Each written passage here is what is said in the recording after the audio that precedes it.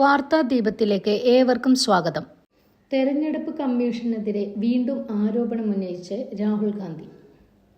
മഹാരാഷ്ട്രയിൽ 5 തവണയായിട്ടാണ് തെരഞ്ഞെടുപ്പിൽ കൃത്രിമം കാണിച്ചത്. ഇത്തരം തട്ടിപ്പുകൾ നിയമസഭാ തെരഞ്ഞെടുപ്പുകളിൽ BJP ഇനിയും കാണിക്കുമെന്ന് രാഹുൽ ഗാന്ധി മുന്നറിയിപ്പ് നൽകി. ബീഹാർ നിയമസഭാ തെരഞ്ഞെടുപ്പ് ഈ വർഷം അവസാനം നടക്കാനിരിക്കുകയാണ്.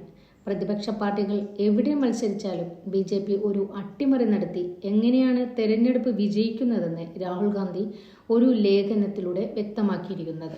5 ഘട്ടമായിട്ടാണ് BJP ഇത്തരത്തിലുള്ള കൃത്രിമം കാണിക്കുകയും തെരഞ്ഞെടുപ്പ് അട്ടിമറിയുകയും ചെയ്യുന്നതെന്ന് രാഹുൽ ഗാന്ധി പറയുന്നത്. ഇതിന് ആദ്യമായി തെരഞ്ഞെടുപ്പിന് പര്യാപ്തമായ രീതിയിൽ തെരഞ്ഞെടുപ്പ് കമ്മീഷന്റെ നിയമനത്തിൽ നടത്തിയ അട്ടിമറിയാണ്. നേരത്തെ തെരഞ്ഞെടുപ്പ് കമ്മീഷനെ നിയമിച്ചിരുന്നത് പ്രധാനമന്ത്രി, പ്രതിപക്ഷ നേതാവ്, സുപ്രീം കോടതി ചീഫ് ജസ്റ്റിസ് എന്നിവർ അടങ്ങിയ 3 അംഗ സമിതിയായിരുന്നു.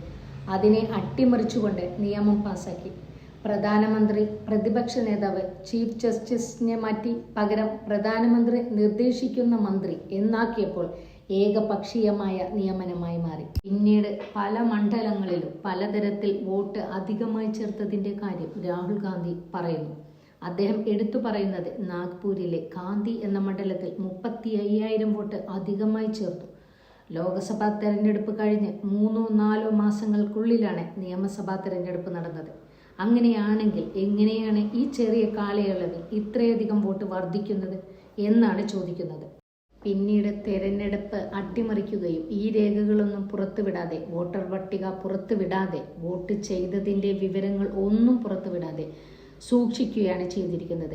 അങ്ങനെ ഒരു ഭരണകൂടത്തിൻ്റെ ജനാധിപത്യത്തിൻ്റെ സംവിധാനങ്ങൾ ഉപയോഗിച്ചുകൊണ്ട് തെരഞ്ഞെടുപ്പ് കമ്മീഷനെ കൂട്ടുപിടിച്ചുകൊണ്ട് എങ്ങനെയാണ് തെരഞ്ഞെടുപ്പ് അട്ടിമറിക്കുന്നത് എന്നാണ് രാഹുൽ ഗാന്ധി പങ്കുവയ്ക്കുന്നത്. വരുന്ന തെരഞ്ഞെടുപ്പുകളിലും BJP ഈ കള്ളക്കളി തന്നെയാണ് ആവർത്തിക്കാൻ സാധ്യത ഉള്ളതെന്നും രാഹുൽ ഗാന്ധി പറയുന്നു.